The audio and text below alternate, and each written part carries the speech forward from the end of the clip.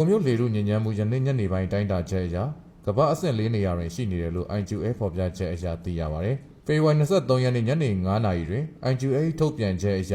ကမ္ဘာအဆင့်4နေရာသို့ရောက်ရှိလာခြင်းဖြစ်ပါတယ်။ IQA ဖော်ပြချက်အရ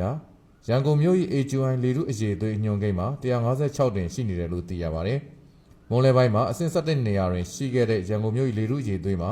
ညနေပိုင်းတွင်အဆင့်4နေရာသို့ရောက်ရှိလာခြင်းဖြစ်ပါတယ်။ညနေဘက်ကရုံတက်ရုံစင်ကားသွားလာများတဲ့အချိန်ဖြစ်တော့အဆင့်တက်လာတဲ့သဘောပဲ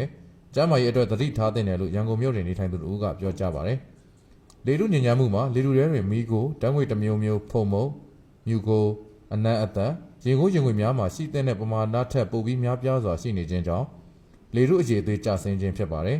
။လေထုအရေသွေးညွှန်းကိန်း AQI 3မှ50တွင်ရှိပါကကောင်းမွန်ပြီး50မှ100ကြားရှိပါကအလေအလတ်ဆင်းရှိက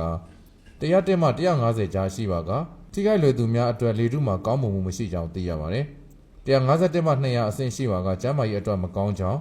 201မှ300အဆင့်ရှိပါကကျန်းမာရေးထိခိုက်နိုင်ကြောင်း301အထက်ရှိပါကကျန်းမာရေးကိုအန္တရာယ်ပေးတဲ့အဆင့်ဖြစ်တယ်လို့သိရပါတယ်။ပြီးခဲ့ဇန်နဝါရီလပိုင်းကလည်းရန်ကုန်မြို့၏လေထုအရေသွေးမှာအနီရောင်ဆင့်တွင်ရှိခဲ့ပါတယ်။